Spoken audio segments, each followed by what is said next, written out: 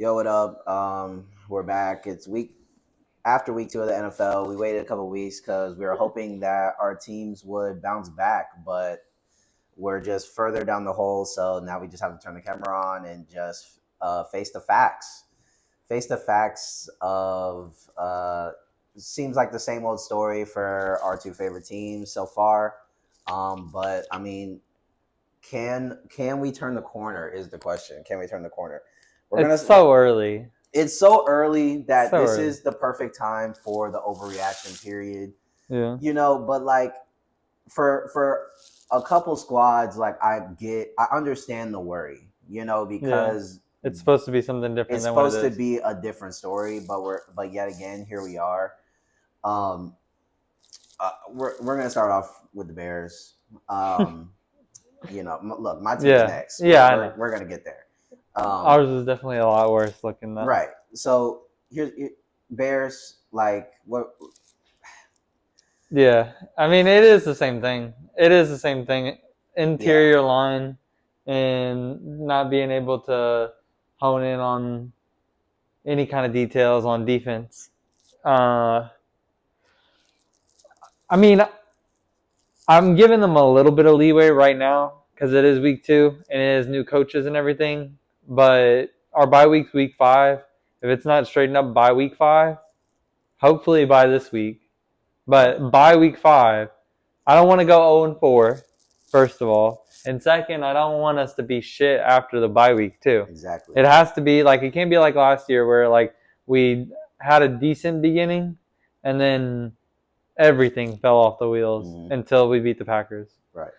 And then this year, I just hope it isn't off the wheels and then just constantly staying off track. Right. We just got to, like Ben Johnson said at the beginning of the season, it's everybody, I know you're excited and everything. We need patience. And it's not going to be, like it's true. You need patience. It's a new regime we're working with here. Yeah. And we had weaknesses on defense last year, and we have weaknesses and injuries on defense this year. But I think most of it is stemming from being under this new system. Because before we had the Eberflus system, where he's a really good DC, and we had 3-4 years under that. Right. So there was a lot of time to build up that system and get comfortable with it. And this is very, very, very different. Like, right. Offensively too. Yeah, same thing.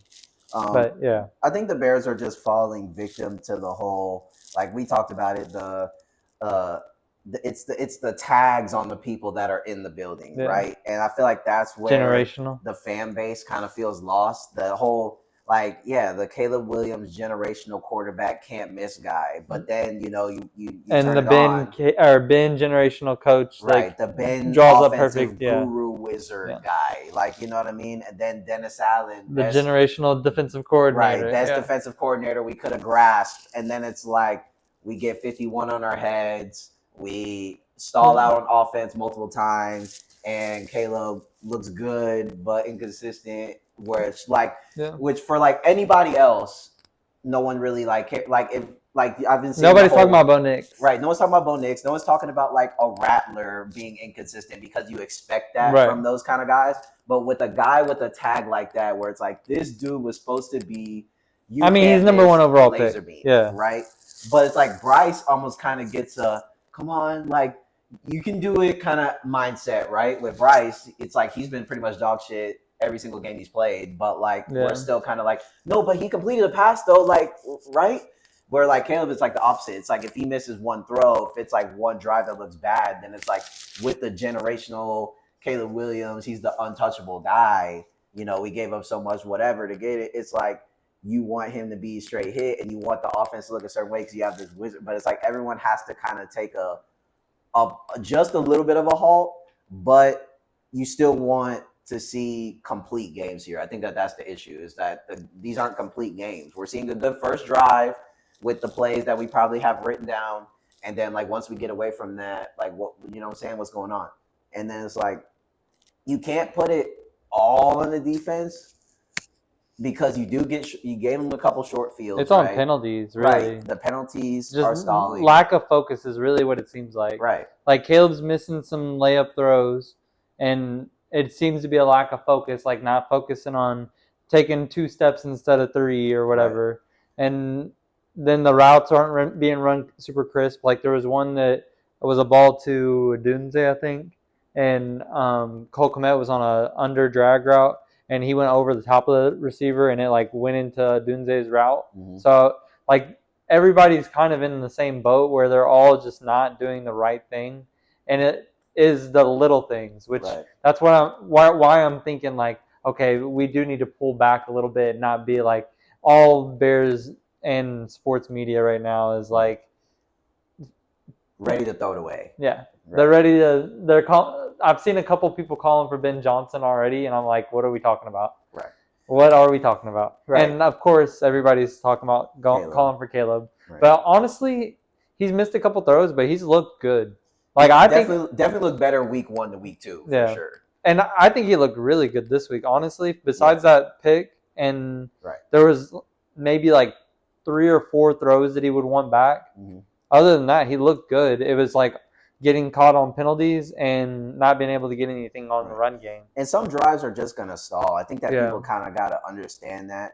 I think you can't go 9 for 9. Right. Like I think some of these teams that have played so far in these couple of weeks have kind of had benefit of we're going to be this good. Like they've kind of had more better drives consistently than some teams. Like the Colts. But you just have to realize that a lot of these games aren't just going to be a scoring fest. Like sometimes you're just going to stall. Sometimes, the defense makes good plays and you got to punt. And that's just is what it is. Like I think last week seemed like when Caleb had his chances, like it was fine. Mm-hmm. You know what I mean? Penalties, different stuff. He seemed a lot more patient. He wasn't just as eager to take off as he was the first week. It seems like he's learning some of the stuff that they're trying to tell him, like, hey, play a little bit more in rhythm, play a little bit more in structure, do this, do that. And it seems like from week 1 to week 2, he's slowly doing that. Yeah. He wasn't just, back there looking like he's panicking. It seemed a little bit more calm.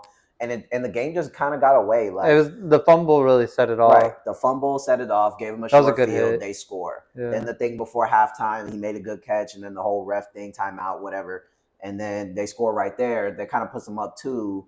You know what I mean? And we could have gotten it back at the end of the half too, so we would have set us up in position. But just so it's just that sort of stuff with the Bears right now. And I think that just not.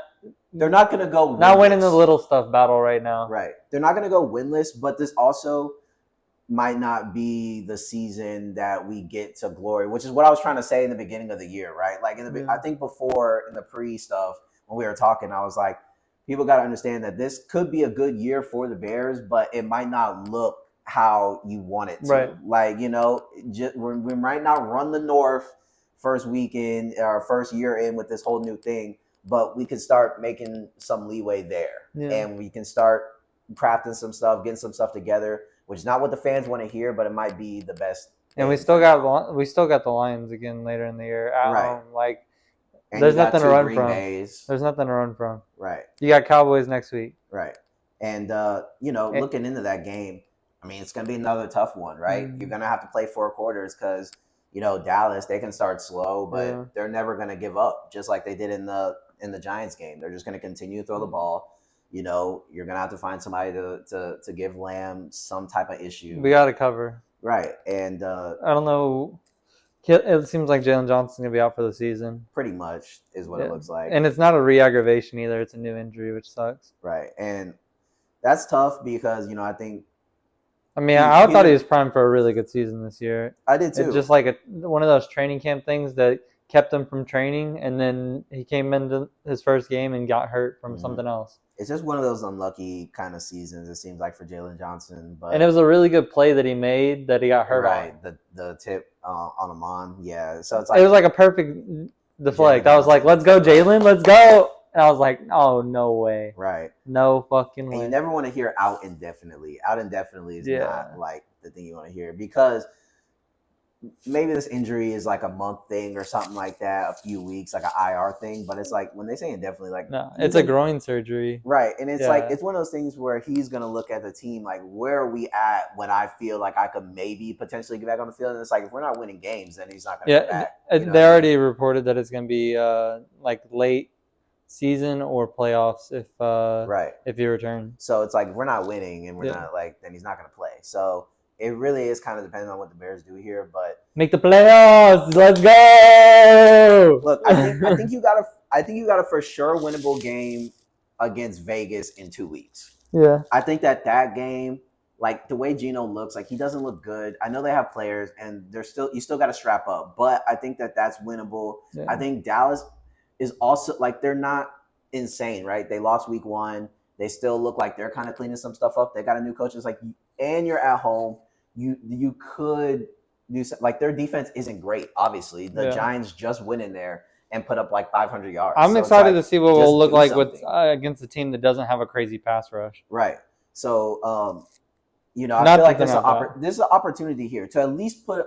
I think at this point we just need to see a complete game, Yeah. like complete game, fighting to the end, A when it matters, win. right? And most importantly, obviously, we want to see a win, but I don't want to see here's what I'm expecting. I'm expecting the Bears to go out there in the first drive to look completely insane, like, oh my god, Ken Williams, he's him.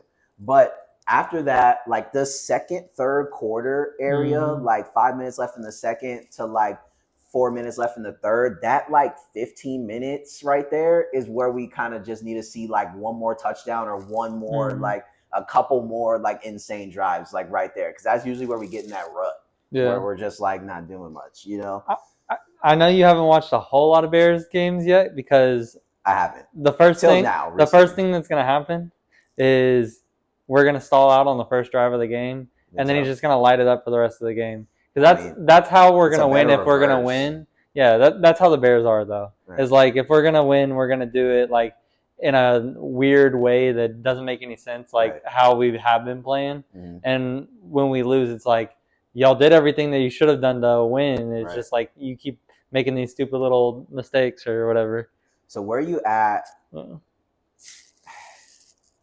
Like, do you still think that this is the thing? Do you still think that Caleb and Ben are like a thing, or do you think that I don't really want to say it because it really is too early, right? To like say any of that. But they are kind of saying, well, Ben didn't draft Caleb, but I mean, it's kind of a piece of the reason why he came over. That's the whole reason he came. Exactly. So it's like, even though it's not the guy that he drafted, I don't really see him just being like after a year being like, unless it's just that rat shit where it's just. I think they're very on page though, because like when every interview that I've seen, they seem like they're very much like appreciative for each other. Like Caleb's nothing but praise for Ben and how much he's helped them and all that jazz, whatever. Like all the things you expect. But then Ben's on the other end saying like he's putting in more effort than anybody else. Like him and Bajan are like going crazy on the playbook and like making sure they get everything right and like yelling at each other to make sure and all that. Like I think that he's happy with the people that we have in the building. And I think everybody in the building's happy to be there. It's just about making sure that they're doing what they're being asked to do. Because all the plays that you see go wrong, it's because they are doing something wrong. It's not because it's a shit play call or because the player's ass. It's because he's making a right cut instead of a left cut, or he's making a up instead of an under, or a flag or whatever, or he's pulling right instead of pulling left. Like it's not an issue of like not putting in the effort. It's like a thing of not getting it in yet. And I think that like this is probably the hardest that Caleb Williams is going to get pushed in his career. Like this is hard, right? Because before, last year was the hardest. Well, last year was hard. Last year was hard in a way where it just felt like it was just doom and despair because the coaching staff. Yeah, I get what you're saying now. Yeah. This year is hard because he's actually.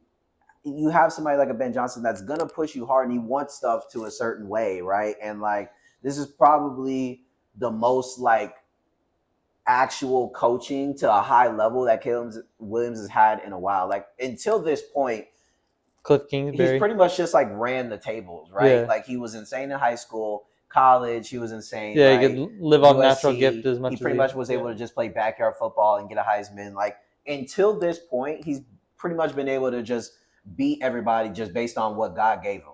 But now it's kind of like, look, God is giving you all this crazy stuff and you have this great foundation, but now you're gonna have to hone in your skills, and the honing your skills is gonna take a little bit more like than what you think. It's not going to come easy to get some of these concepts. It's not going to come easy to like do some of this stuff that he's not used to doing, right? He's not used to this like super playing structure. So it's like it's gonna take time, like you said. And I think he's appreciative because at the end of the day, it's gonna make him deadly regardless. At the end of the day, whether this Bears whatever, it's like Caleb Williams and Ben Johnson together, this time together is gonna help him be a great football player because he's gonna learn so much more than just if you got some coach in there that would just allow him to play scramble football. It's like, let's get somebody in here that's going to teach him like the game for real, and it's just going to make him a better player. But like I said, it's going to take a lot longer than Bears fans or like media and stuff like that think it's going to take. It takes time to work out some of these, bad habits that he has set up already, relearn the new. Now go perform. He just needs to slow down. Now go perform where you're not thinking. You know what I'm saying? Like he's still thinking like, okay, where are my feet? Like you could, you know what I'm saying? It's not a bad thing, but it's like it's gonna take a while to where it's just like what's natural. my read? What's my read? What's my read? Where it's gonna take a point where it's just pop, pop, pop. Right. So we'll get there, but obviously the schedule doesn't really let up. I don't want to see 0-4 going into the bye, like you said. So, we'll see how it looks. But I mean, obviously, just probably the worst two starts of probably the worst two games like to start off this new regime for the Bears. Unfortunate to say the least. Yeah, shoot yourself in the foot and get stomped on. A complete crumble, and JJ McCarthy turns into like Roger Starbuck or some shit in the fucking fourth quarter for like 20 minutes. And then, one time he's ever going to be good in his career, apparently. Right. And of course, the very next game, he's like complete, absolute ratchet, and he can't make anything happen, gets hurt. Then, you go into there and Detroit, they're just ready to just beat Ben Johnson no matter what it takes. I mean, like I said, y'all could have rolled out the best team possible, and they probably would have still put up 50. Amon-Ra had a fucking different look in his eye. Right, Amon-Ra, J-Mo, like all of them just knew that they were going to go in there, and they were at home too. Like, it was just one of those where they just wanted that. Goodell knew what he was doing. They wanted that first lick. Like, y'all might beat them later, but they wanted that. Like, though the first time Ben came back into Detroit, he took that L. They wanted that, and they got it. So. We'll see what they do against Dallas. I mean, props to them. They played good. They played a great game. So Goff was lights out. Right. So fuck them. We'll see what y'all do against Dallas. But moving on, getting into my team. Same exact shit. Stall out. I mean, but it really is the same thing because it's like the O-line's kind of selling it by getting penalties, and there's getting stuff called on the defense. Like y'all's defense is definitely holding up a lot better. Right. A lot better. Like y'all's defense is playing really fucking good. But there are some that y'all are hitting and it's getting penalties or you're getting the holds on big plays, just like how we were doing too. So it's almost like the Texans defensively, they're good, but it's almost like they're just straight relentless play is almost getting them fried because they play so hard. They hit That's so how it is hard. though.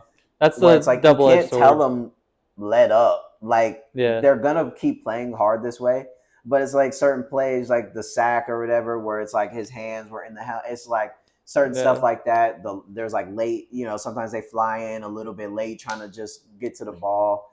Yeah. It's certain stuff like that where you're like, okay, but I'm not mad at the defense. That. Yeah. I want the defense to fly around and make plays. Now against the run, the Texans defense last year against the run was like really solid. We were holding our own. We were boxing guys in, except for going against Lamar. But like that's just a whole different story. We get belted by Lamar every time. But as far as like against running backs, we were really solid. So it's kind of worrying me that the run defense isn't what it was last year, considering we pretty much have the same guys. Like I don't know what's really going on. I mean, Rachaad White went crazy. Bucky was going crazy in the flat.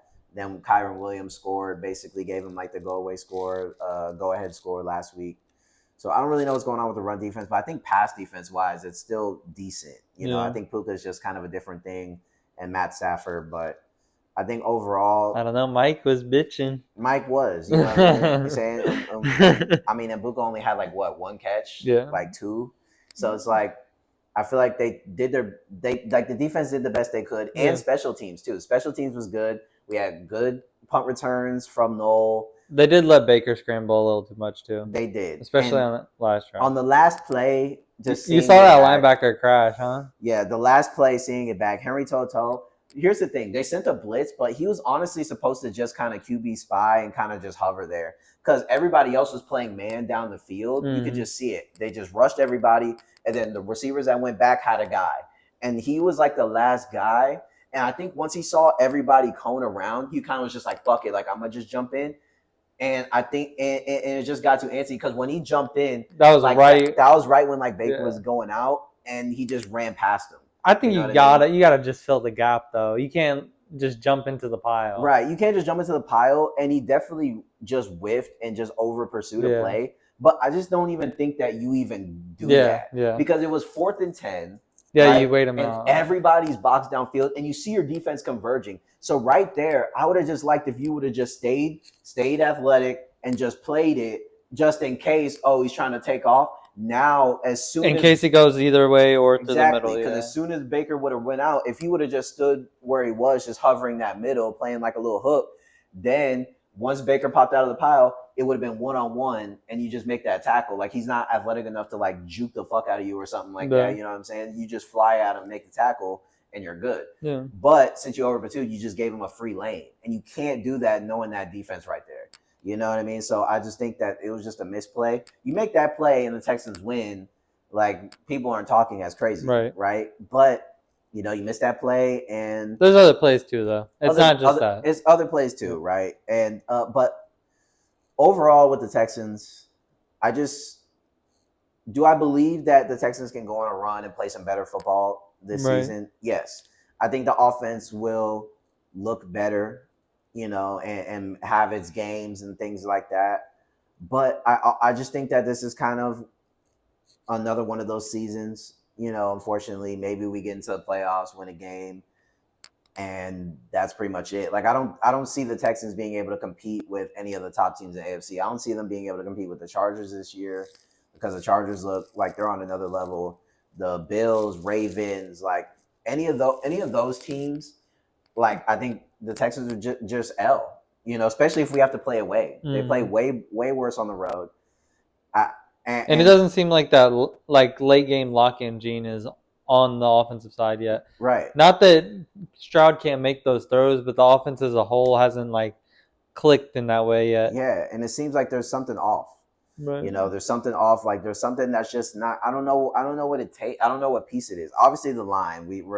I think we're like kind of past that. Right. But this is why the Texans are upset too. Like it's kind of like the same thing with the Bears. It's like yes, we traded Tunsil. I think the Tunsil trade was actually good. You know, get rid of an older piece. Whatever. It gets a lot of calls. You know, gets a lot of flags, which we're trying to avoid. I think it's a good trade, but then it's like when it was time to be aggressive in free agency and get some linemen, we didn't. We kind of waited until everybody else got scooped, and then we just kind of picked at the bottom of the barrel, hoping that would help. Then you go into the draft, and it's like instead of really bolstering down, just getting like a few linemen, like fuck it, some of these dudes got to hit, right? It's like you kind of went cute, and then you were like, okay, let's get a couple receivers, let's do this, and let's go all around the world. And you only came out the draft with like one lineman, Yeah, and he looks good, but it's like there's still other positions to fill with some guys that aren't proven, and then you're kind of just leaving that up to God. And I just think that it was just that was the wrong part of it. Yeah. Like and the two receivers you drafted didn't get a target, so like right, they got like a couple, like one's playing punt return, right, and like not really getting in on offense, and then one's getting in on offense but only had like one catch. Yeah. And you're playing guys like Justin Watson, like some of these other dudes over them. That doesn't make any sense because if you were going to go this heavy receiver, then they should be playing. And if right? you got a lineman, they would be playing right now. Right. So it's like that's where the confusion is, and it's like it's almost like did we say okay to being mid again? You know what I mean? It's like instead of taking that step of like let's for sure get that. I would have rather, as a Texans fan, I think I would have rather us go into that draft. Go like stupid O-line heavy, maybe get a couple of the pieces here and there, like the Woody Marks pick, sure, like all this kind of stuff, right? Some little value later rounds, whatever. I would have loved to see us in those first rounds just hammer first guard tackle, like something like that. Bolster that, and then if we don't get any receiver, whatever, just make it work with whoever the fuck. Right. Like, you know what I'm saying? I think that there's a lot of big, good targets like are in the draft for receiver and running back late. Right. And in free agency, there was a lot of guys that didn't get signed till late that you could have brought in, like Amari Cooper, like Keenan, right? Yeah, right. Like Keenan didn't get signed till like the last second. Yeah. It's like you could have did all O-line, made sure that was good.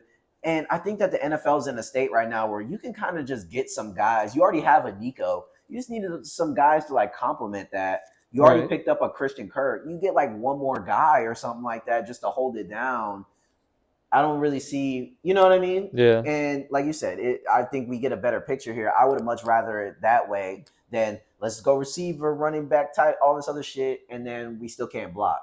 That's the issue, you know. And Stroud's just one of those guys that he wants to, you know, have his feet planted and rip the ball. And he's making good throws and good plays overall. He's definitely missing here and there.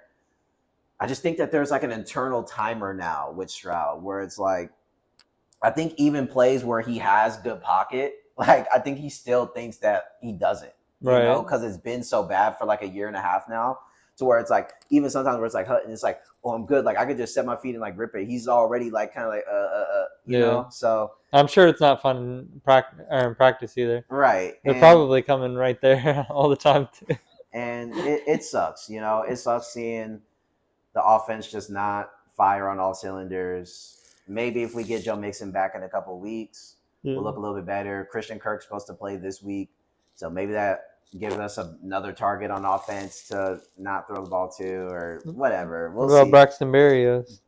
He's supposed to be back next week too. So like some guys coming back, more guys to get in front of Higgins and Nolan. Right, more guys to just push those guys down the you know lineup. And you know, I will say this: the last thing I'm gonna say about this team is that Dara Gumbawale has to literally just not play on the team anymore. I don't care. He's good on special teams. Rip that fucking captain's patch off that dude's shoulder pads and put it on somebody else, or just fuck it. Like get rid of that cap. Because I think since they made him a captain, they're like almost like, oh well, we like have to get him. No, you don't. Yeah. He could just be like an honorary captain. Like, okay, we see you, Cap. Like he does not need to be on the offense at all. And then what's makes it even worse is that he's on offense on critical plays where we exclusively need a first down. Exclusively. He's never on a first down. It's never on 1st and 10 where it's like, what's the worst that can happen here? We can still recover. It's on 3rd and 3 when we need just 2 seconds of time to get the ball to get the first round to keep the drive moving. And then here he goes getting blown up on the block with a dude swinging, and he gets absolutely embarrassed. Here he goes when we're doing a 4th quarter drive, trying to get the ball down during the Rams game, puts the ball on the ground, game over. You know, and it's multiple times a game where this dude is just absolutely out to sell. And he almost sold that punt return too. Exactly, almost sold the punt return because he basically held the dude. He did hold the arm up, and it would have called back that huge Jalen Noel punt return. You know what I mean? And it's like little things like that. It's like this dude's on the field right now. He's a captain. Completely lost. He's completely lost on the field. Yeah. He's trash at blocking. He's not as good of a running back as Chubb or Woody Marks in receiving. And his hands are terrible, yeah. So it's like, what is the point of putting this dude in at random points in the game? He doesn't play that much, so he gets in. He's cold. He's not warmed. Like, why? I think that's a forced narrative that's giving us negative plays. Yeah, and negative stuff no 3 backs for no reason. No 3 backs. 2 backs right now until Mixon comes back. 2 backs. It needs to be Chubb or Woody Marks. That's it. The offense, when those 2 were on the field, moves. We go somewhere. We get touchdowns. We get big plays. When those 2, as soon as Dara Gumbawale comes on the field, you just know some bullshit is going to happen, and it has to stop now. Rip that fucking C off his chest and do something else. That's the last. I don't know how they haven't seen it yet. I don't know. And like it's like because it's like every play that he's on. Exactly. It's never good tape. Exactly. And this is where it kind of comes to like where the fan base is questioning D'Amico and questioning stuff. And as much as I think D'Amico's a great coach, and I don't think that this is like we should definitely not. I don't even think there's any like good head coaching candidates right now. So like I don't even think Definitely, that's yeah. a Don't get thing. rid of him. Definitely don't get rid of him. He's done a great job. But at the same time, it's little stuff like that with Miko where it's like, Miko, I get that this is your guy, but screw it. Like, screw it. It's not working. Put him on the staff. Yeah, like whatever. Or just the sideline guy. Like, sideline energy, maybe on special teams, cool. But, like, other than that, we should not be playing this dude in crucial moments. It's selling the game. Get it fucking together. Here's what I'll say. The Texans during Stroud's rookie year, they were 0-2, and they went to Jacksonville, and that's when everything started clicking. The offense looked mid, everything looked mid. Everybody was saying the same shit. Maybe we're fucking up. We got into Jacksonville, and that's when we had like the Tank Dell game, and everybody like you know what I'm saying the resurgence, and that's what kind of started the movement, and we ended up having a good year. We're 0-2 now. We're about to go into Jacksonville. Maybe it's the same story here. I'm starting ETN. I'm sorry. Probably a good bet. Next team we got in here, Chargers. I mean, they look elite. Yeah, they look really good. The Chargers look elite. Herbert's firing but on all cylinders. Terrible injury for Mac last night. Yeah, terrible. Yeah, you hate to see Mac go down. Like that's gonna change how they look for sure. Yeah. Because I mean now their pass rush. I mean, well, the pass rush is still good because like Henley at linebacker is insane. He's like flying all over the field. Derwin James is basically just an extra linebacker. He's insane. The DBs are playing fantastic right now. So it's like everything else is really good. I think the pass rush is just not as dominant, but it'll be good. But the pressure they're getting from the linebackers and the D tackles, I think, will be enough in moments. But you just hate that for Mac just because he's like older. I hate seeing older guys get the injuries like that, like the Ecklers, like the ones that are going to be hard to come back from. Right, the ones that are going to be like this could be like or harder, I guess. Right, it's going to take them longer, and then it's like. Mac, he was already thinking about hanging it up. So it's like, is this one of those where it's like he might just ride it out and then be like, it's over, So you hate to see that. But I mean, the Chargers look elite, man. Their defense is flying around. I think the most hype I am is just that offensively, the Chargers are just going air raid. Yeah, they're just like fuck running the ball. Like Hampton's give it the lad. Hampton's cool. Najee does what he does, gets a couple of yards and falls down. We get it, but who cares about that? You have such a great talent in Justin Herbert. You might as well just let him fly the ball down the fucking field. And it works. It literally works. McConkey is getting open. Getting Keenan Allen back is so crazy. Like, he just knows the offense already, and Herbert already knows him. He's just going to fly targets over there no matter what. Keenan's nasty. QJ, QJ is on a tear, bro. He just has to hold on to the ball. All he has to do is, he was getting open before. That's why he was getting the ball. He just wasn't coming down. It's like if he's coming down with the bitch, like, hey, bro. Hey. He kind of looks like a freak out there. Like, you know what I'm saying? He has an insane body. That's why they drafted him. Exactly. And it's like you're starting to understand it now. And maybe, And they just weren't throwing in as much either last year. Right. They're the year way more run heavy. Yeah. You know what I mean? And he's kind of having that Nico Collins art, where it's like Nico Collins' first couple of years was complete dust ball, and then he turned into like all-star. And I think that's kind of where QJ's leading. He looks kind of nasty. Shout out to QJ. I gave QJ a lot of shit. All right, I gave QJ a lot of shit.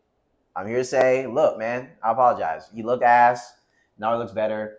You know what I'm saying? Good shit, Chargers. Offense looks good. They don't even use the tight end. Like, who cares about him Disley or whatever? Yeah. He blogs. Right. But I think the Chargers are a top team. Yeah, they are. In 2 weeks, they're one of the top teams in the AFC. Yeah. I think they win their division easily because I thought maybe the Broncos would be something with Bo Nix, but Bo Nix looks like absolute dog shit. So, I like the Chargers to come out. Yeah. I mean, like him better than the Raiders, like him better than the Chiefs. Right. Than the Chiefs. The Chiefs, are they ass? Do you actually think that they're going to make some type of late season push here? I don't know about a late season push, but I think they'll be it's gonna decent. Have to be. They're going to be decent. It's going to have to be a late season push because their playmakers aren't coming back until the second half of the season. Yeah. So it's like, they have hard teams coming up in the next couple of weeks. Except for next week, I think they play the Giants on Sunday night. They do. So that's probably a layup, potentially.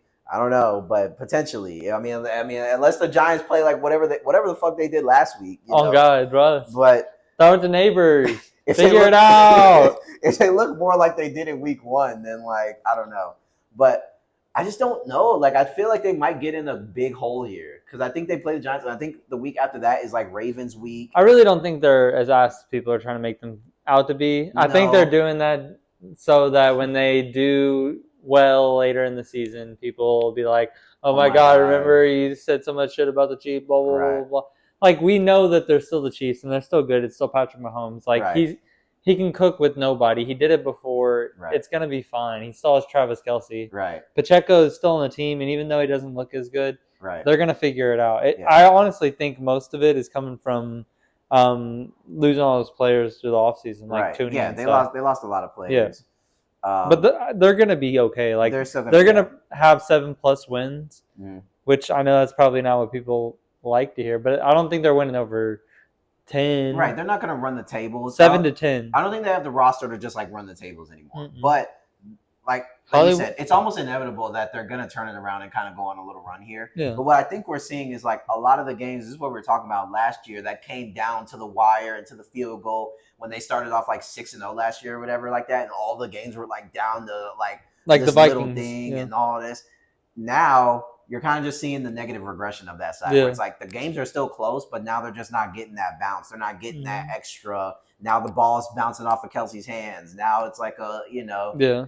It was like the year where the Vikings won like 14 games, and the right, next year they didn't do anywhere near that. I think it was like exactly. 7 or whatever. Mhm. But it's the same thing. Like they won, I think it was like 8 games by one possession, Exactly. and that just doesn't happen. Exactly. You don't just do that every year. And you're due for a negative regression, Yeah, especially when you lost players and have injuries. and have injuries. But I think that They'll be all right. they'll be all right, especially once they get Rice back. And Reed, especially he's once they crazy.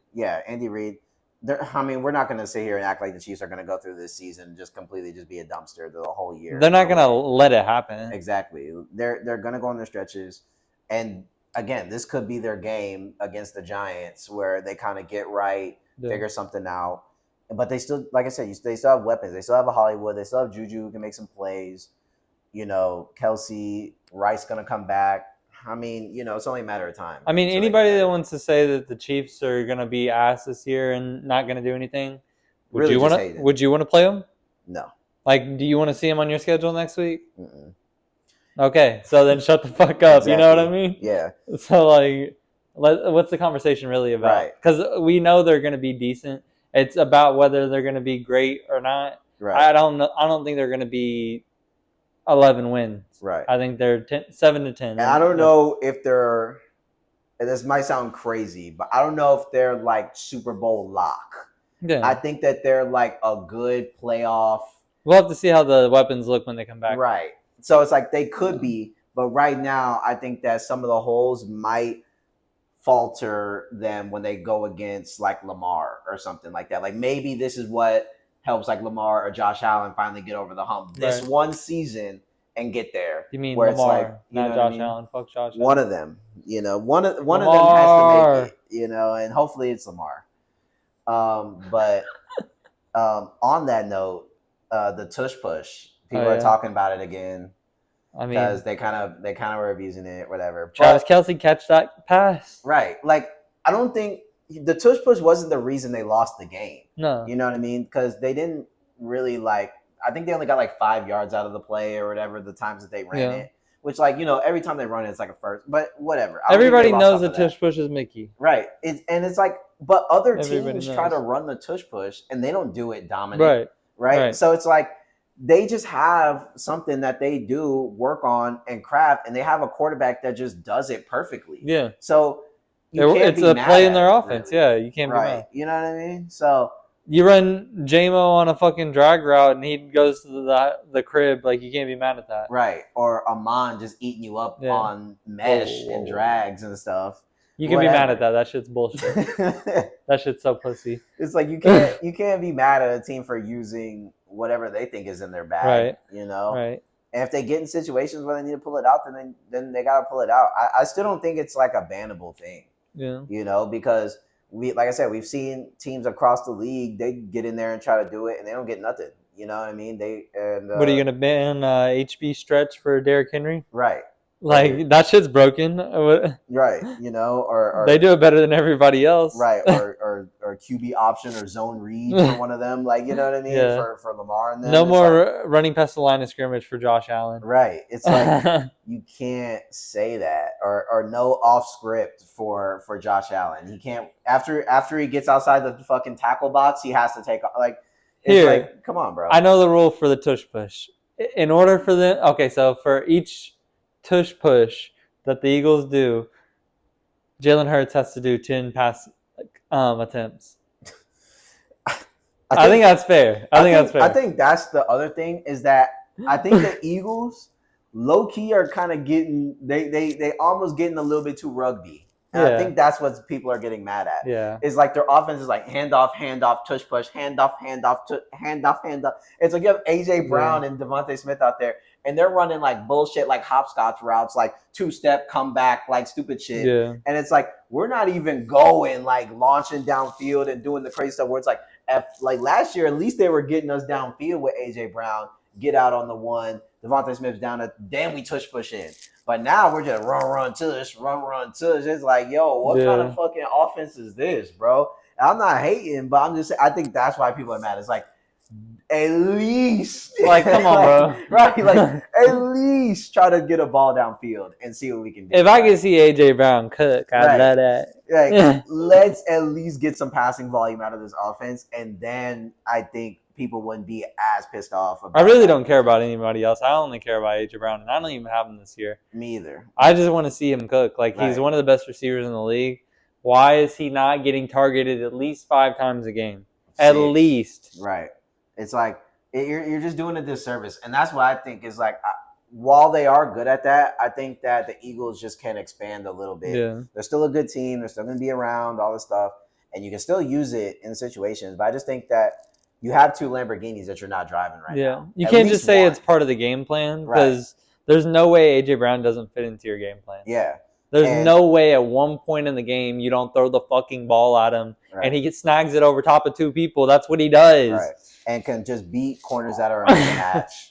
It's just so simple, you know? And I think that's where they're just going to have to get better at just using everybody and trying to make a more cohesive offensive unit. Yeah. You know what I mean? So we'll see what they do. I don't think the tush push needs to be banned, though. I think people just freak out when the Eagles win off of something like that. And it's like...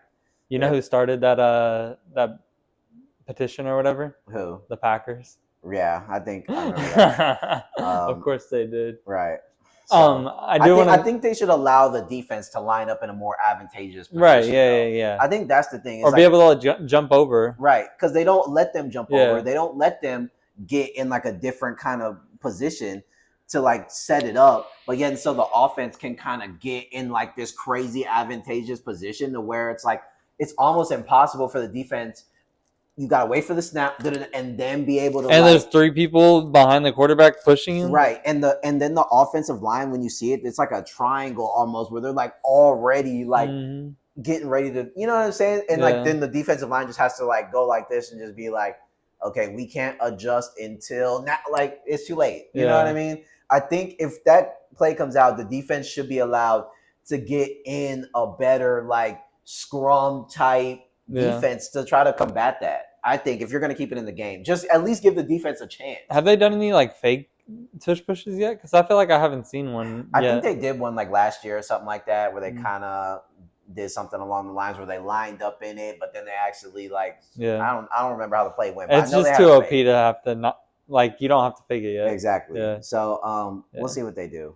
I do want to go back for a second because we were talking about QJ earlier, and Nico and all that, and AJ Brown and Odunze went fucking stupid. Yeah, Odunze is one of the best in the league right now. He went crazy. And I've been saying that he's gonna break out this year. I'm so hyped, even though we're fucking doing ass. But Odunze's cooking. I mean, but these are the positives that you want to see though. Yeah, because like he wasn't really getting used consistently last year, and now you kind of see him taking over as the one, as the guy, and that's a big deal. It's a big deal, and I think that's where they need to go. Like, I think that's kind of one of the reasons why they were kind of okay with letting Keenan walk. You know, Keenan was a good player, and I think that he liked the Bears, and the Bears liked him. But I think it was one of those DJ's the same thing with small or younger, Right. It's just like and we have them longer. let's just get the younger guys some burn. Yeah. And let's just run it through our prospect. But yeah, Rome is killing it this year. Yes, I mean, I that think diving catch was insane. he's tied for first in touchdowns with like I think QJ and Mbuka. Yeah. Like, you know what I mean? It's like he's Yes, having sir. a crazy year. Crazy year. Yes, sir. Next week. Well, like here's the thing: it's like the same thing with Caleb Williams in fantasy. It's like no matter what happens, it's almost bust proof. Like, Yeah. because it's like if y'all get down too much, you're not just gonna like shut it down. Besides last week where they shut it down, even still, he still got a lot of burn when the game was out of hand. Yeah. And it's like they're still gonna continue to like work out kinks and still put the offense out there, especially if they're only down by like a touchdown or two. They're gonna keep Caleb out there, keep the starting offense out there, and still try to get motion. And then if you're winning, they're gonna try to do the same thing as well. So it's like there's never going to be a situation where it's like Rome is not going to get the ball. It's like he's going to get the ball whether the Bears are doing good or trash. And we look for him. Red zone, third down. Right. Third down, big plays, jump balls. I mean, there was a couple where Caleb scrambled. I mean, everyone's seen the play by now. Caleb scrambled to outside and threw it up. And Rome, I mean, he had his hands on it, whatever, but it was a hard catch. But even still, it's like trusting him in certain situations like that. I mean, Rome is going to have a year, bro. He's going to have a year. I mean, what is he on pace for, like 1,400? Yeah. And, like, multiple TDs of 10 plus probably at this point. So it's like, yeah, Rome. Dirty. Rome is going to be one of those guys. I actually like Rome. I fucks with Rome. So hopefully, you know, he does good. But I want to see some of the rookies get a little bit more. Yeah, Burden. I want to see, especially Burden had a nice block on the run though. I don't really care about Loveland that much. You know what I mean? Yeah, like, I know y'all spent a high pick on him, so I know that's why people want to see him, but I don't really give a fuck. Like, I'd rather Luther get more plays. So I feel like he's just more explosive. I really think last game they had them in the game plan to block only because Luther's really good at blocking, like those crackback blocks and shit. Mm-hmm. Like, he had the touchdown saving block on Caleb's run. Right. And what's his name? Loveland is really good at blocking too. Right. So I mean, they've been kind of having them out there doing that mostly, which I want to see them more used, of course, too. Like Luther looked good on the special teams return too. Mm-hmm. Yeah, I mean, Luther's been doing good on the special teams, so it's like Luther's good. I think this is like the same thing with Texans. It's like if we're gonna use these high draft picks on these dudes, like then I want to see him in. Like I want to see OZ get the ball though. Who? Zacchaeus. Oh yeah, Zacchaeus is good. I mean, he can still get burned too. Like I mean, I think there's room for offense. Nah, we need everybody. I think there's room for offense that has like Rome, Zacchaeus, and like Luther out there, or something like that. Like that could be a 3. Oh, DJ.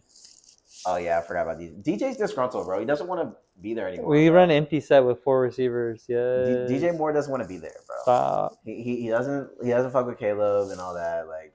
Okay, you would give us Nika. Yeah, right. Nah. We'll give you Christian Kirk. Fine, we'll take Will Anderson. Daniil, maybe. Okay, fine. Deal. The Colts, man. Are they the gods? Are they the gods now? Like what's going on, man? What's going on with JT, baby? Indiana Jones, bro. I hate that that's called now. You know what I mean? Because it was goofy. We were clowning it, but like. I mean, if he's gonna cook like this, is he the MVP? All you have to do is hand it off to JT. Throw it to these 3 really good receivers. I wouldn't say elite, but they're really good. Yeah, really good. The team is good. We've known this. I mean, they were good when Flacco came in and controlled the offense. Mm-hmm. They were good, you know, when they had Gardner Minshew in there for that season. Mm-hmm. Just someone that can just get the football where it needs to be, you know, and not make any turnovers and not do stupid shit. Which what we got from, you know, AR. Right. And at first people were kind of like, oh, why the fuck did they go to AR? I think they knew exactly why they didn't go to AR. And they probably saw all this stuff that we're seeing during camp where they're like, yeah, look, they probably didn't expect this, but they at least saw in camp like, okay, for the most part, Danny Dimes is just throwing the ball where it needs to be. And he just looks more competent. He just has more time. And he's clearly going through a Baker thing where he's like, I've been getting so much hate. Right. I kind of want to just go out there and prove everybody wrong, chip on my shoulder, like go demon mode. And he can't. And it's like, and it's a perfect situation for him. Yeah, and he's already in the spot where he's been shit on so much that there's honestly nothing left to like lose anymore. Like if he went out there and played shit, everybody would just be like, "Yep, Daniel Jones, we all know and love, the fucking dumpster." But now that he's playing good, it's just like, oh my god. But like no one really expected or cared, and there's no real like pressure on him anymore. He's in a different situation. He's not in New York. New slate, new team, new everything. Like honestly, it's a better team than whatever he had in New York. I mean, I know he had Saquon, but like, I mean, Pittman, Downs, Warren, Pierce, and then you get Jonathan Taylor, who he's one of the best runners in the game.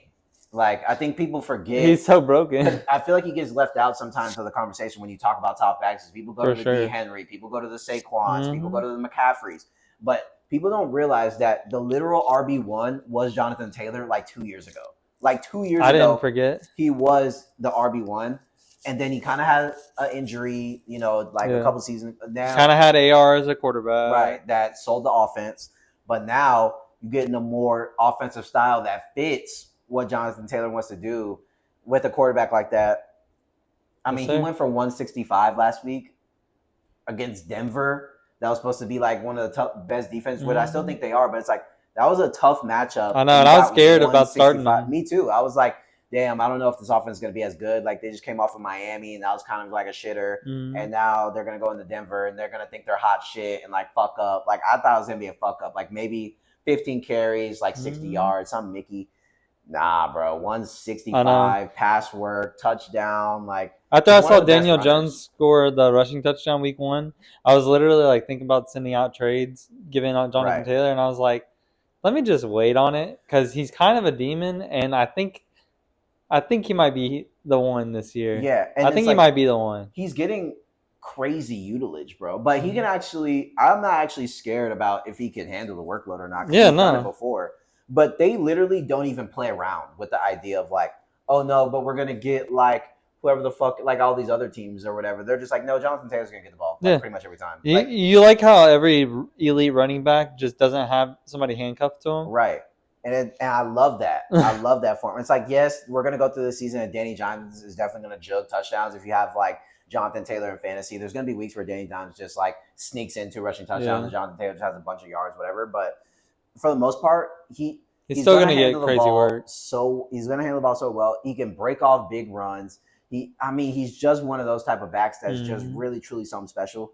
And I think that this team is rolling, and defensively, they're making little plays. Like they didn't shut down Denver, but I mean, Sutton didn't have any catches. Like it's like they got some picks. Harvey didn't do shit. They're getting turnovers. Like, I mean, this could be the team. I mean, so far they look the best out of the AFC South for sure. Yeah. You know what I mean? And I don't know. I'm liking the resurgence of Daniel. I never really was like a Daniel Jones hater. I just thought he was ass, but I didn't hate him like the Giants fans are like, dude, Danny Jones, he stole money from New York and all this shit. And it's like, all right, bro, like, you know what I mean? But I think that I like seeing these quarterbacks go to new spots and turn up. Like, fuck it, you know what I mean? But I guess the Colts are nasty. I like it.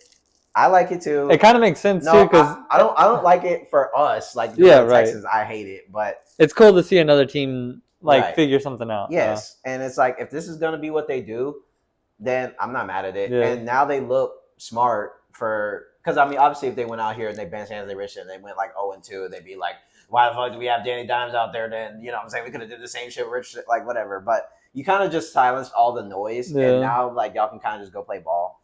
I'm worried about it as a Texans fan, but good shit, Colts. I guess. Yes, sir. Good shit. Indiana Jones, and he's the same like build and prototype as Peyton Manning and Andrew Luck. He's just the next step down the line. Right. He's like a tier under like whatever. Like Andrew Luck ran it more than Peyton Manning for sure. Right. Daniel Jones runs it more than Andrew Luck. Yeah. So it's just further down the line, man. Look. They look the same though. They look the same. They look good. And Warren's getting involved. He looked good. Yeah, he's good. Pittman's finally getting Pittman when he has a decent quarterback. Yeah, he's good. He's really like a Monroe, honestly. Right. Like Pittman's bigger body. Yeah, but I mean they run the same routes. Right. They have the same hands. Monroe's probably better blocking. Right. And maybe a little bit better underneath, like on super short, like. Yeah, but I mean, they don't really use Pittman as much on that. But I feel like they kind of use Downs for that more. Yeah, Exactly, and Pierce. So Yeah. I like what the Colts have going on, man. I can't Yeah. hate just because they're in my division, but the Colts are good. Fuck it. Bengals, rat shit. Browning. Bengals. Hey, Bengals fans, listen up, man. It's over. It's crazy how instead of losing at the beginning of the season, they won. And Right, but now they're about to lose like the rest of the games. Like, nah, okay. Jake Browning, he's actually decent. yeah, no, The he's last actually time good. the last time he stepped in, they weren't just complete ass. Like they were able to get some Yeah. motion, do some good.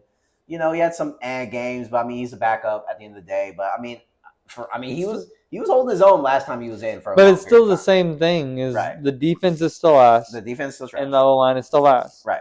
So yeah, we get it. If you can throw it to Jamar Chase and T Higgins, you can probably get some noise and make some shit happen, and win some Right. games.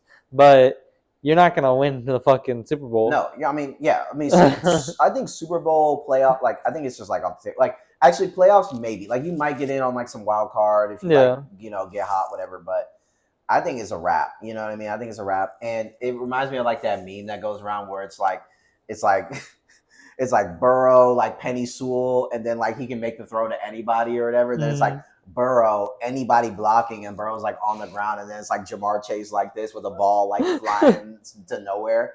That's basically what happens. Yeah, I mean, the Bengals, same story. They're kind of roped into the category with like Bears and Texans, where it's like new year with like some type of different mindset, but when we get on the field, we just know exactly what it's going to be. And theirs is worse than us, though. Yeah, even though they won. They've had a longer time to fix the blocking. Like Texans, we're on year 3. Like the blocking is kind of shit now, but like they're on like year 5. You know what I'm saying? Year whatever, and they're still not blocking. That's bad. So I don't know, man. And depending on where they're at, I don't know if Burrow wants to go back in. Because he's gonna be out 3 months. I mean, dude, that's insane. By the time he comes back, like it might just be you might as well just chalk it up. I think with Burrow this year. I saw the a stat. Speaking of Andrew Luck, where he obviously quit because he was getting hit so much and getting sacked and all that. And Joe Burrow's number of times getting sacked since entering the league versus like at that point in Andrew Luck's career, like when he retired, he's like 25, 50 more sacks than him already. Yeah.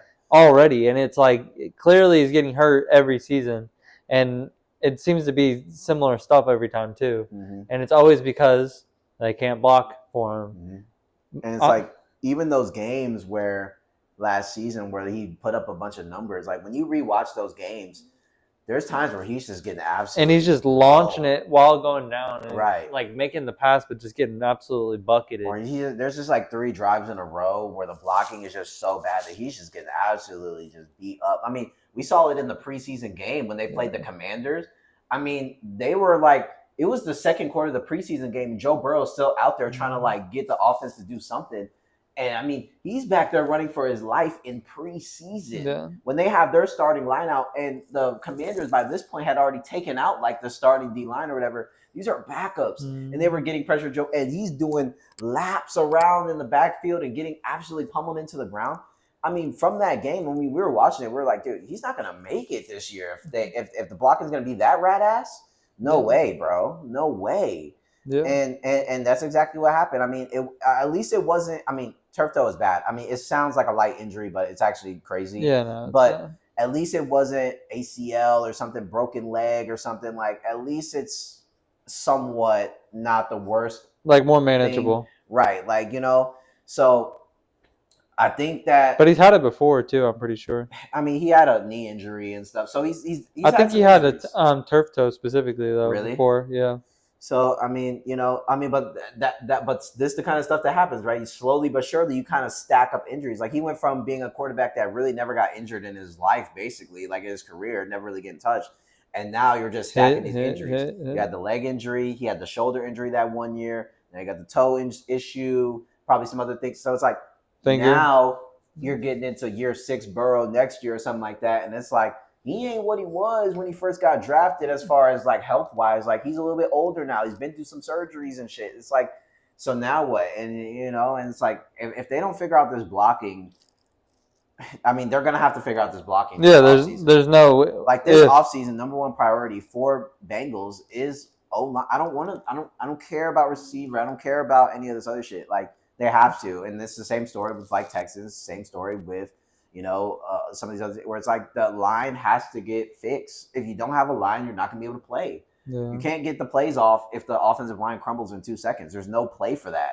You're expecting your offensive line to give you at least 3 to 4 seconds of time before after that, like it's just the play took too long. It's boxed, but you're at least hut 1, 2, 3. Yeah, let me drop back. At least give me 1, 2, 3. Drop back. Look. Like I should have at least that. At least 3.5 to 4 point something seconds of just I can see what's going on and make a throw on time. If you're not getting that, then it's over with. You know what I mean? And the Bengals, they're not even getting a second. No. And Browning, I mean, they're probably going to win some games. They're probably going to lose some games, but I mean, the season's over. I think for the Bengals, like you might as well chalk it, But at least they have T. Higgins and Jamar Chase signed. Chase Brown, Gesicki. They have Hendrickson signed now too, right? Right. I mean, yeah, everyone signed, but I mean, Chavarro signed. It's gonna be a rough year for the Stripe gang over there in Cincinnati. Saints. From who dat to who day. Hey, Rattler kind of looks good, bro. Yeah, I mean, he looks good. Their offensive line, which is insane luck because it's like you get this like Tyler Shuck, right? Like it's like he probably would be doing just as fine, I think, if he were to play, but you lose the battle, and then you kind of are banking on like I think everybody was like, okay, Rattler's probably gonna go out first couple games look like absolute play shit. Like how he has, right? Play like how he has like his whole life, and then finally, we're gonna get Shuck it, whatever, and then it's like, of course. Rattler, the MVP, the fucking, Johnny, whatever. Like, this dude's coming in here and now he's crazy. Like, what are we doing, bro? You're overgassing a little bit. I am overgassing a little bit. He's not crazy. He's throwing unreal hospital balls. Yes. I mean, but it's working. But the Saints players are like also dropping passes and stuff like that, which I think we're not saying Rattler has like insane touch or anything here. He's also like getting it there super late and they're getting cracked. Yes. So I understand why they're dropping. Yes. But I think I'm overgassing because I had him at like the D tier of quarterbacks and he's playing like C+. Yeah. B-, C+. C+. But he's hovering at B. Like he's almost there. He's okay. Fourth quarter, he's B-. Honestly, fourth quarter for whatever reason, Spencer Rattler just locks in. Yeah. And he's making some plays with his feet. I think he understands the game. I don't know if he it still seems like he's going a little bit fast, but it seems like he knows what's going on and he knows what he has to do. Yeah. So I think that he doesn't look completely lost out there. Yeah. Is my thing, right? He's like in between Bryce and Kyler. Right. It's like he's not as like a Kyler level, but he doesn't. When I watch him, he doesn't look like Bryce Young, where it's like, oh, clueless. Like, do I throw now or fumble? Like it's like So I'm not saying he's the answer for the Saints long term. Obviously not. But again, this is kind of what we were talking about, where it's like the Saints could just be a scrappy team, and if they're a scrappy team and their division's still last. The division's still mid, and they can still beat the Carolina Panthers twice. And, the Falcons haven't looked all world. Yeah. Like they kind of just kicked a bunch of field goals and won against the Vikings. You know what I mean? So it's like the Falcons don't look all world. The only team that looks great is like the Bucks. So it's like they can still make some noise. And then they're still going to have some matchups on their schedule that are just a little bit softer that maybe they can take advantage of. But, I mean, Rattler is another one of those ones that has surprised me so far. Yeah. He surprised me because I thought he was going to be absolute booty chrome. Like, I didn't think he was going to make it this far. I thought at least second game halftime Shuck was in. That was my prediction, that it was just going to be like that. And, he's kept his job at this point. Yeah. You know what I mean? So he's all right, though. I mean, and the team isn't horrid. Yeah, they have weapons. No, they have weapons. They're good. Kamara. They don't block, though. Their offensive line is really bad. No, it's bad. It's really bad. It's one of the worst by far. And like they can't block for Kamara and Radler. No. Neither one. So yeah, it's a shit, which is why I think he has to kind of. I wouldn't say his pass stats are inflated, but it's like he's having to pass so much, because the line's so bad and just like create. So I think that's why his numbers look maybe a little bit better than they should. Because I think if they were actually trying to run a competent offense where they could run Kamara and stuff, then they would probably not throw the ball as much. But yeah, if they could give Kamara 20 touches, right, then they would, But hey, they got to make it work, and they're trying to do it. Olave's still good. Jawan Johnson is good. Imagine having to make an offense with a shit O line. Right. Sheets. I pray for these OCs, man. Yeah, no, they're trying. I think they have the right head coach in there though. That like Kellen Moore did or whatever. He seems like he has the right head around his shoulders, and I think that the Saints. They have a couple of young guys that they got this year and stuff too. Right. Like they're on the right path. They just have to tank. They have to tank. They have to tank, which I think this is a good tanking style. Like everybody in the city wants them to tank. Right. You're playing good competitive games where it's showing you like, hey, we got something here, but still taking our losses. Okay. Let's go into the draft and try to get a super A+++ caliber type player that can really change. Lenore Sellers. Because I actually like some of their defensive pieces too. You know what I mean? Yeah. Kool-Aid McKinstry. Like, yeah, I like what we're starting to do. So we'll see how they do it. They need to just lose games though. Yeah. And try to get the best pick that they can so they can get something in here that can change the tide. Make some trades. We'll see what they do. Giants. Is it dark time?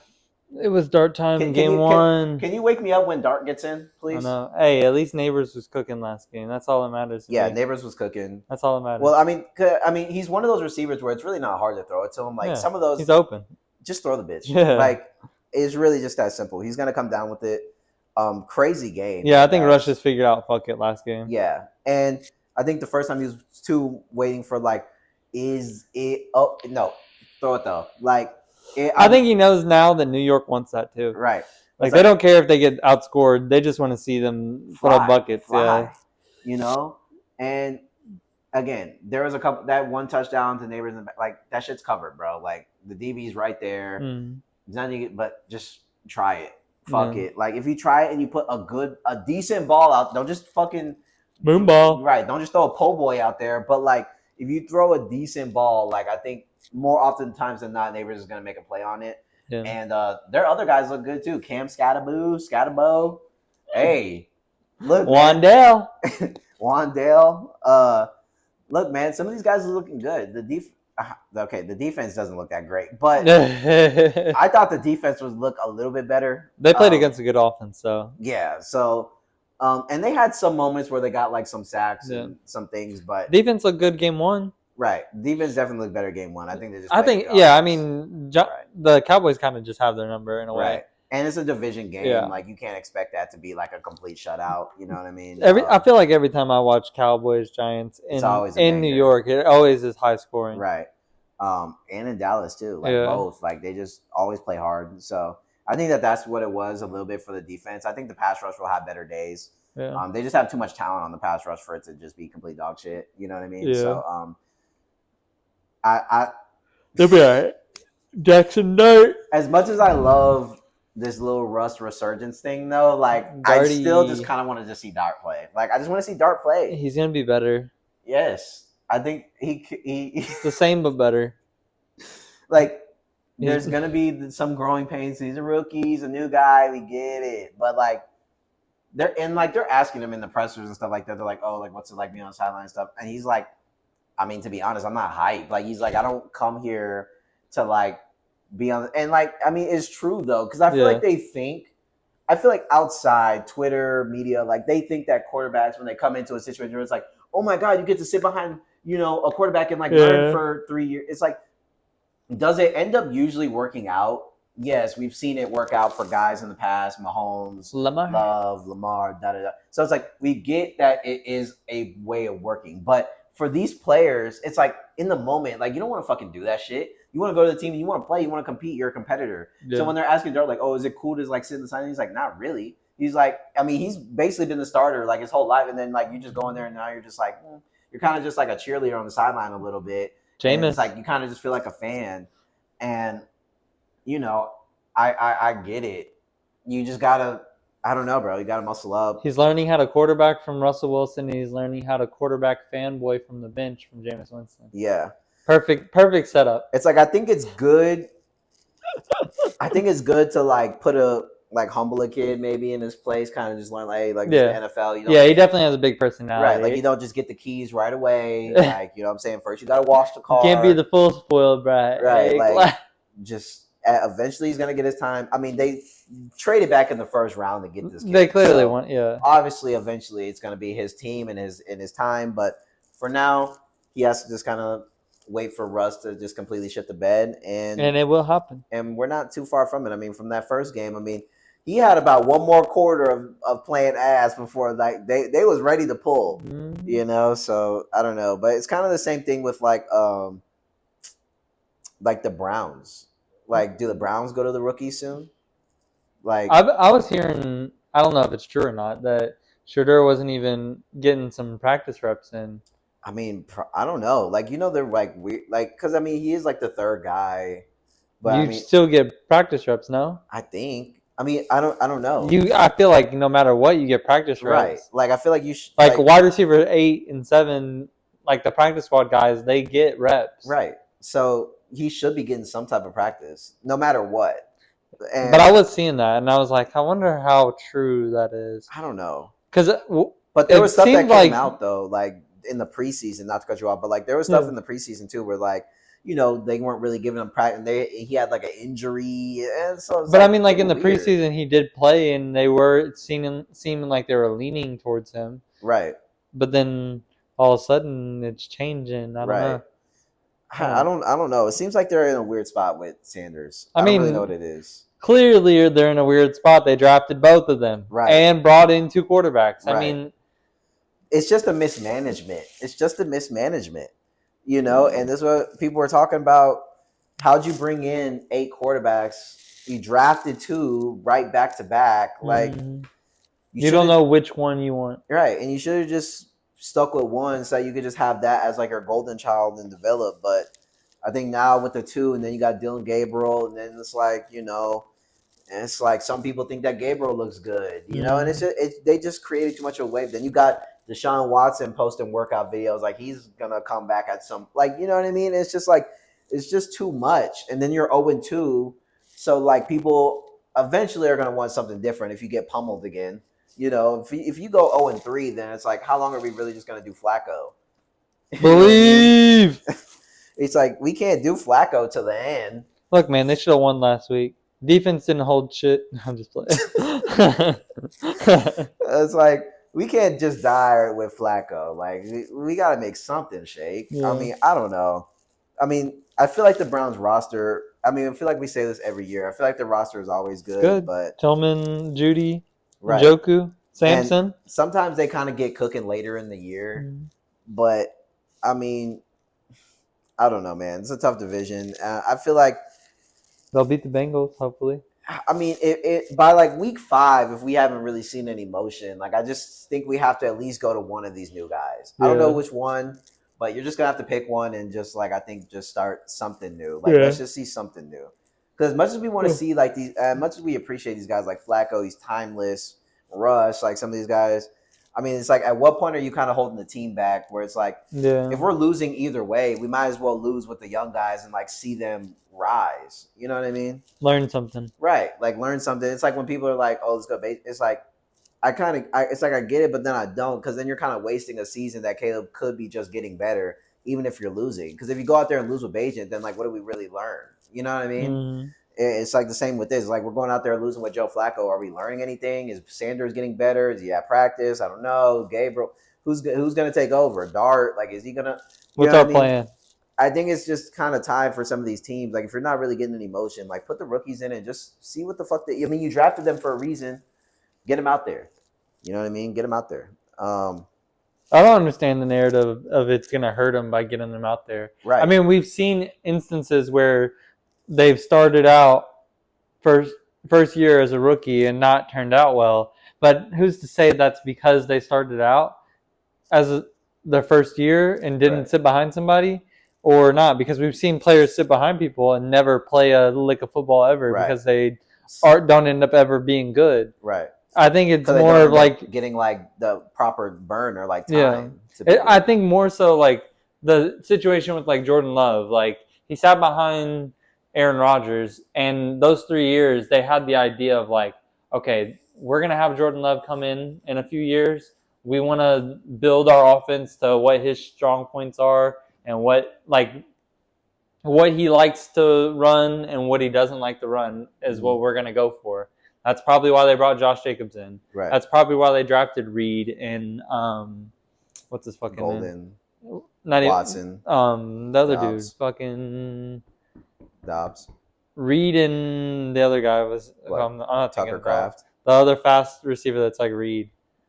I don't even know. They have so many fucking receivers, Right. but they're all kind of similar, you know. Like they all have that same kind of build, Right. and they're all kind of drafted in the same kind of time frame of when they had Jordan Love, but they were gearing up for when he's coming in. Right. So of course he's doing like mid, but good right now, because they set him up for success. But you can do the same thing with the player that you're starting off from year one. Like Caleb is playing good, and we've done that starting from year one. Like we played him from the first game and have started to build a team around him because we know what his strengths and weaknesses are, and we're slowly building around it. By year 3, it's probably going to look the same as Jordan Love's year 3. Right. Or, I mean, year 4, it's probably going to look just as good as year 4 Jordan Love. Right. Right? Or, I would hope, better. Exactly. Because he kind of... Yeah, you get more play. Kind of already looks like... Right. But I think that's one thing that I've kind of had an issue with the NFL as of late, and just like NFL fans and like people in general, where it's like I feel like we're getting away from like just sticking with the guy for an ample amount of time to really get the point. I mean, Peyton Manning, his rookie year, was throwing picks all over the fucking yard, but we still talk about him as one of the GOATs, right? Like, you know what I mean? Brady didn't start off rip, and you know what I'm saying? He wasn't really like, amazing his first year. Right. And he kind of, just better. Drew Brees, everybody forgets he was on the Chargers. They weren't really doing anything. He goes on the Saints. He kind of has a different arc. Like, and I feel like we're getting away from like Josh Allen was shit at the beginning of his career. And people forget about that too. Like in the beginning of Josh Allen didn't just get in the league like literally Daniel Jones numbers. Right. Like he literally wasn't that good to start off his career. They were losing playoff games. They had a debacle. I was at that game in Houston versus Deshaun where they were up like 16-0, sold the whole game, and Josh Allen just sitting there on the sideline. You know what I'm saying? When Deshaun hit the little spinorama thing and so it's like they weren't. The dirty throw. Yeah, when he got hit down. He got hit by like 2 people and stuff. So it's like, look, the Bills had their struggles with Josh Allen. Like they've had Josh Allen since like 2018.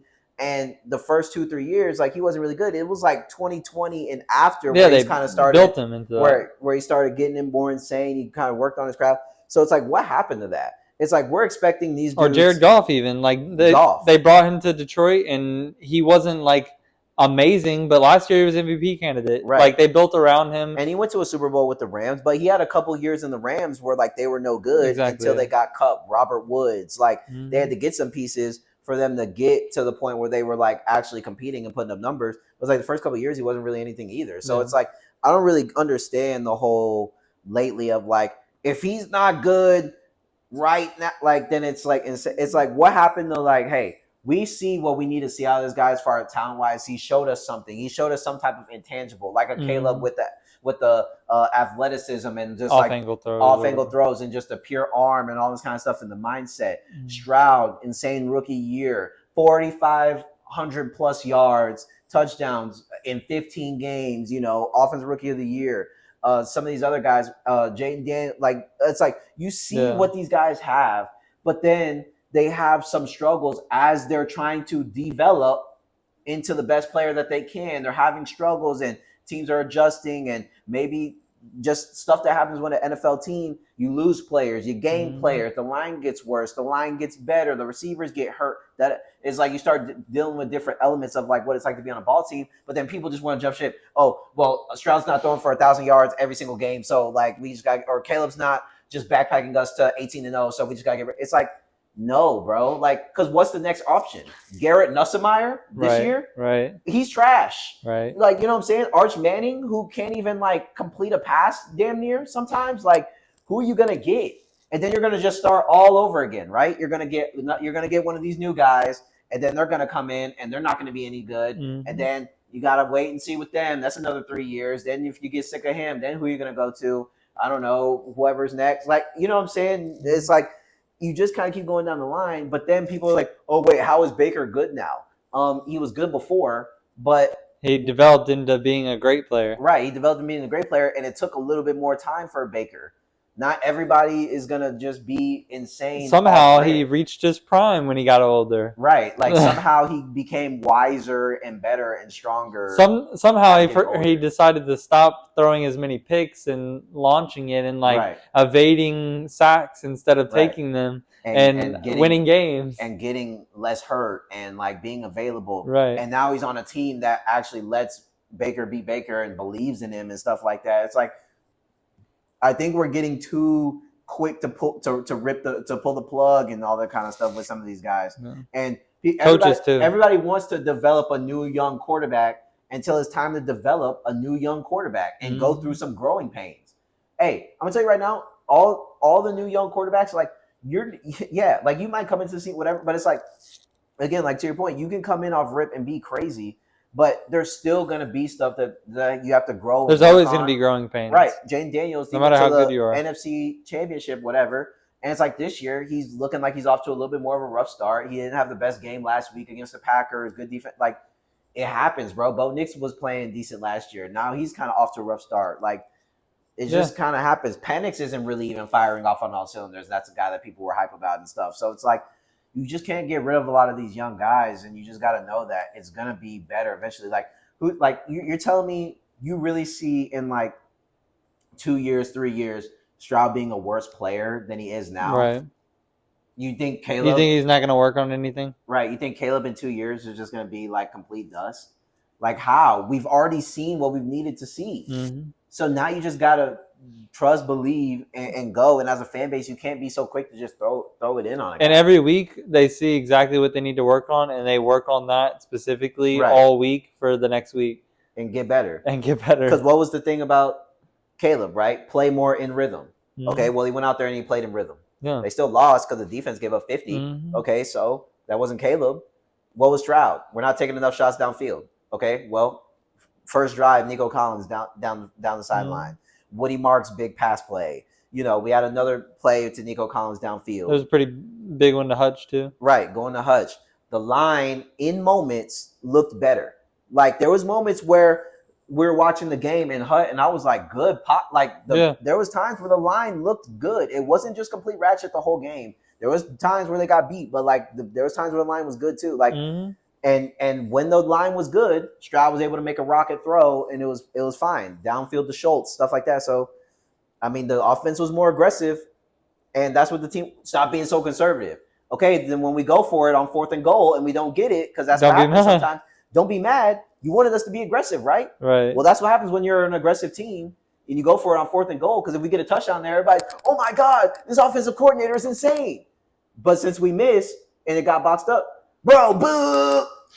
Like you can't be that wishy-washy when it comes to the NFL, bro. Right. Like it's not baseball level where it takes a million years to like get some motion and change the tide, but it still takes a while. Yeah. And some seasons are just bridge seasons. You need to mix like people just get too impatient. Mm-hmm. Now, what people aren't impatient on is the fucking Miami Dolphins and Tua Tagovailoa dog crap. That guy is fucking patty cake buns. What do you mean? They sauced this week, bro. They sauced. Tyreek Hill had a 60-yarder. Bro, the Dolphins are buns, bro. The Dolphins are buns.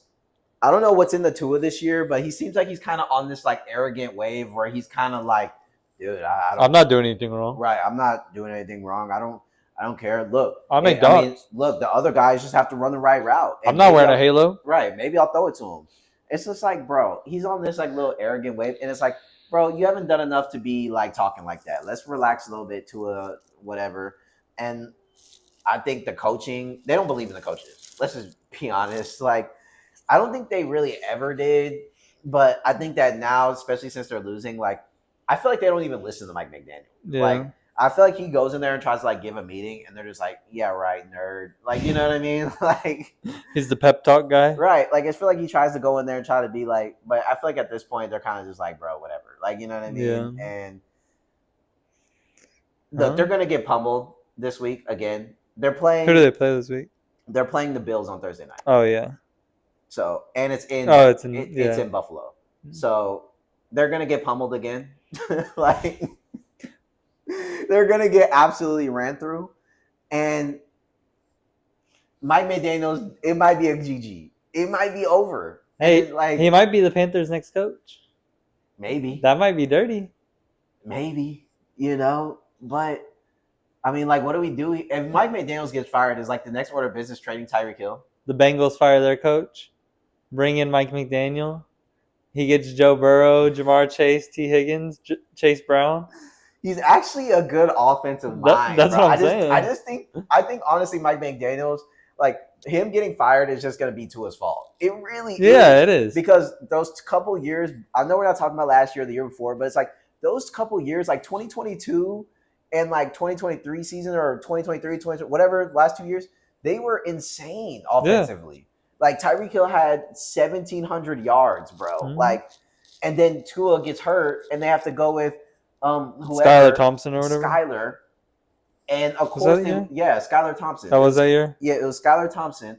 And they went into Buffalo on that playoff game and they like barely lost. So it's like if you had anybody else that was able to stay healthy, like any of the top like 15 quarterbacks or whatever, you probably win. Mm-hmm. Like, and then it happens last year where it's like offense was good at first. They had that 50-point game and all that stuff and beat the shit. And then next thing you know, Tua gets hurt. Go downhill. And it's like, if he gets fired, it's like he gave you a couple years of like this team could have been absolutely gross, and I feel like they put the right pieces. Tyreek, Waddle's decent, drafting good, A-Chain's crazy. Yeah, like it's like I don't know, bro. Like I mean, I can't account for Tua just making just the most brain dead plays I've ever seen. You don't coach that. It's like how does that get put on? Like you know what I mean? That's a CTE pass. Tua going hut, and then there's 3 defenders over there, and him still launching it over there. That's not part of what they coach or in the game plan. That's just Tua being ass. I really think that 1, they fucked up giving him that contract, but 2, yeah, I think if you're gonna get rid of somebody, I think it's Tua. Like Owen Tua. I think Tua needs to go. Owen Tua. He can't play in the cold either, and he can't play anywhere. What the fuck are we talking about? But especially if it's below like 50 degrees, he's cooked. You know what I mean? He can't play in the real life. He has to play in the virtual world. Right. And now he thinks he's like, it's whatever. A CTE, bro. I'm telling you, it's a CTE. Yeah, I mean, it's overconfidence of it. That's what it does. So, Tua, no good. Dolphins in hell. Last team, Panthers, ass. Yeah. Dog shit. Bryce's ass. I mean, he actually had a good game last game. I think he had like 300 yards. He just launched. He kept launching it to McMillan. Right. Which finally we figured that out, right? Territory McMillan's good. We figured that out. I still don't think he's any good. I know he had a good stat line last game. I don't care. Yeah. Because they were getting absolutely walked until like the last like 5 minutes of the fourth quarter. It was like 27-3, bro. Yeah. Like, and he had like a pick and all that kind of stuff. It was garbage. Yeah. Garbage time. Yeah. Cool. You got 300 yards of garbage. I don't care. Like, he's still bad. And I mean, do they get rid of Bryce? I mean, I feel like they should have probably last year, but then he like kind of saved his job at the end. But it's like, how long? This is the 3rd year, right? Yeah, this is year 3. Yeah, they probably dropped. And we've got no motion. We had like 4 games of hero ball at the end of last season. Other than that, it's been literally complete despair. Yeah, they probably get somebody else because honestly, the rest of the team's in a really good spot. Right. And they gave him O-line. They gave him weapons. Defense looks good. They gave him running back. Like, yeah. I mean, at a certain point, you just don't got it, big bro. At a certain point, you just don't got it, and like it's cool. Like, maybe he has a Baker arc where it's like he has to go to a couple teams or a Sam Darnold. That's fine, situation. But do that right. But I think as far as Carolina, I think it's a GG. and it's tough, but Honestly, it's good for you too, though, because you right. don't want to be the face of Carolina. Yeah, and sometimes you just need a fresh. I mean, Baker couldn't even cook on Carolina. I mean, people forget that Baker was there for a little Yeah. bit, and Baker couldn't get nothing going. That nigga was Stuck in the mud. like, hey, yo, man, get me out of here. Like, you know what I mean? And then he goes and plays Yeah. one game on the Rams with like no warm up and like goes absolutely berserk, saves his career. It's like people are like, where's this been? It's like he's been in fucking Carolina jail. Like he's been in purgatory for like a year, bro. Like, what do you want him to do? They cut him from that team. Who? From Baker, they cut him from Yeah, I know. Carolina. And then that's when the Rams picked him up on waivers and fucking It's so crazy that they cut him. and gave him that glory drive on that Rams game. Probably just Legacy. like literally saved his legacy and saved his career. Like, just so crazy, bro. He's so a goat. so crazy to see the Baker art. He's a goat. He really is. You don't even feel bad for losing that game Not this really. week. Yeah, Not really. I know the Bucks are your second favorite team. Yeah, I kind of fuck with the Bucks, so it's like as much as I hated it. And it was Rashad White too. Yeah, I love Shad. I love Baker. I love Mike Evans. I love Mbuka. I know their team is so crazy. I have Mbuka on every single fantasy team. I'm in 4 leagues. I got Mbuka in every single league. I swear to God. And I was so bullish because I knew he was gonna come in and light the league up. Bucky Irving is good, obviously. Like I think I'm still gonna say White's better. Whether it's correct or not or whatever, fire me up in the comments. I don't care. Look at the stats. Rashad White is a guy, bro. Stop trying to act like he's dust. He shreds. But yeah, I love the Buccaneers. So as much as I'm like, fuck, man, Texans, like you can't figure it out. We lost by 1 point. Like we looked better. We improved. That's what I was happy about. Was that we definitely. You can't tell me Texans from the Rams game to this game looked worse. Yeah. So we improved, whatever. But yeah, the Bucks, Baker. I mean, they're one of the top teams to me. Oh yeah, for sure. Like their defense looks good as fuck. Their defense looks good. They were blitzing hella, especially on third down. There's like nothing y'all could do. And I feel like they can play any style of ball, which is why the Bucks are so good. Because they can play in a high-paced environment where they're like, "Oh, you want to go man for man? Bet, let's go. We can just fire up and just like, y'all are gonna play defense? Okay, fuck it, like let's go." And then they can also play like how they played last game versus the Texans, where it's a slow down defensive battle, punt battle, field position, and they can play that game too, run the rock, and do that kind of game plan too. So it's like, and people sleep on Todd Bowles too, which I hate that. People like to put a lot of smoke on Todd Bowles, but like, bro, he's a top coach, bro. Stop. Yeah, he is.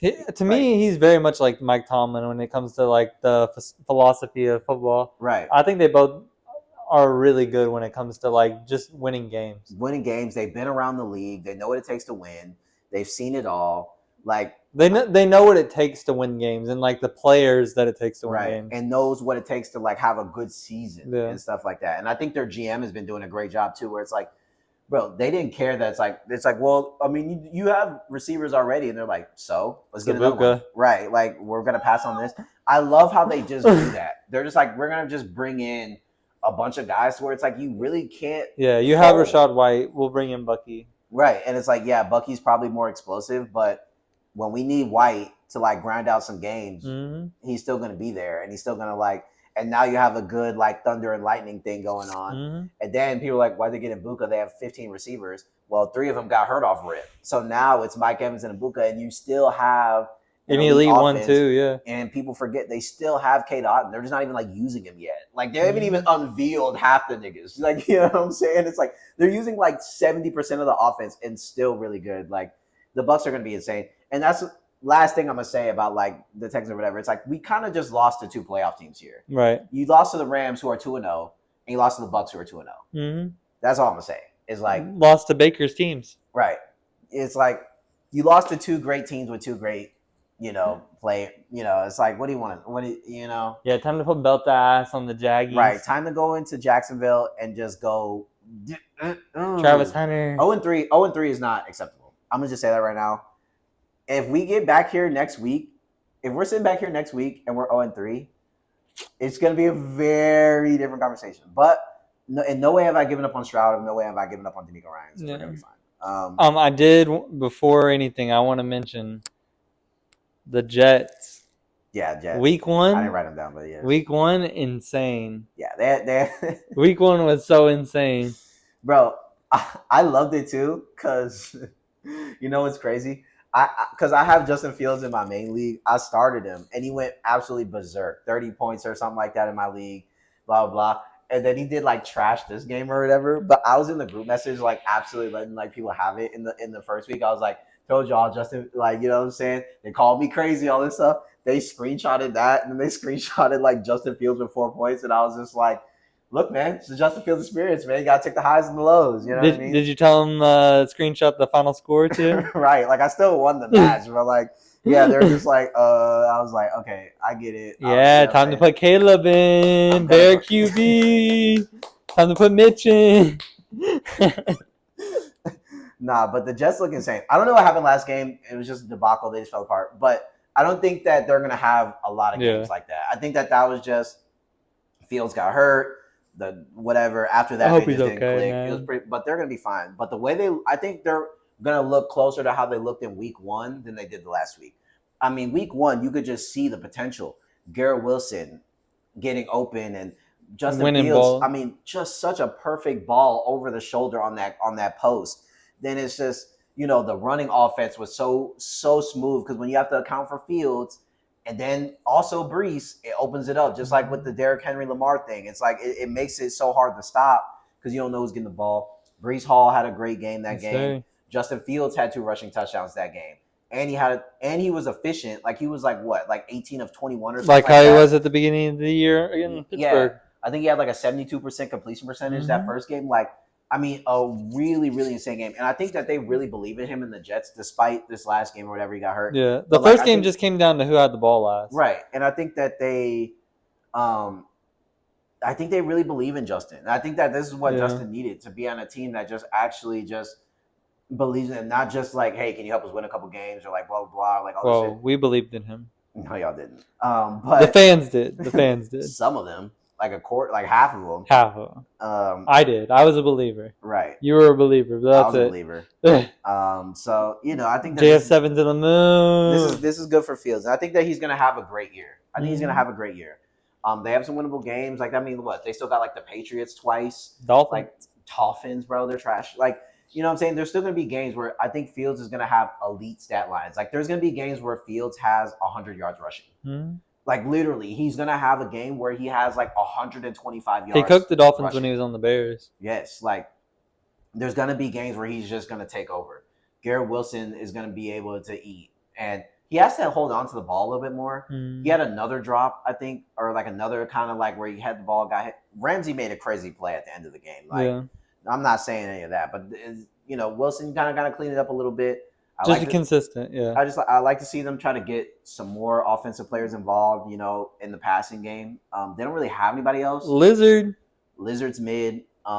Mason Taylor's good though. They're just gonna have to use him. They used him a lot in that first game, Yeah. Mason Taylor. So Second game was just chalk. yeah, I'm not really basing a lot on the second game. That's just a chalker. Like I don't think that they're that team. I think that was just a product of they just got hit in the mouth, and that's just what it was. That's how I feel about Bears defense last week. Right. Like I think it was just punched. I think it was just like you're good. Because I remember I turned on the game and it was like I'm being funny, but it was like the second quarter and it was like 30 to like 3. Like you know what I'm saying? Like it was like the game was over in the first half, and it's just like whatever. But I believe that this is the year of Fields. And I think that they're gonna continue to build off of Fields like into the next like couple. Like I think this is his team for the next like 2-3 years. So I think hopefully longer. It's just up to him to really take advantage of this moment. I want him to take advantage of his moment. I think he'll be fine. You know what I mean? All praise to the Most High. Shout out JF7, man. Yes, sir. But yeah, that's all we had. Just wanted to run it down week 2. We're gonna get back to recording every week. We just skipped the first week. We had some stuff going on, but yeah. I had a big parlay hit. Yes, sir. Ravens flat. We've been doing a lot. We've been hitting a lot of bets. We've been watching a lot of ball. So we're gonna be back next week. We might do one more this week for like maybe college and like some other stuff, and maybe we'll do like our IRL kind of gaming. Oh yeah. Stuff like that. Talk about the Demon Slayer movie, things like that. Yes, sir. And the new season of Marvel. So yeah, we got some stuff to talk about. So we'll probably record another one. Y'all see it in a separate video, but Yeah, we just wanted to give our 2 weeks in review on what we thought of some of these teams. Some ass, some good, some need to improve. But yeah, we'll see y'all back after week 3 to give an update. Yes, sir. Appreciate Flacco, y'all boys for Flacco. sticking with us, man. Texans till the end. Bear down. Bolt up. Win some games. 0-2.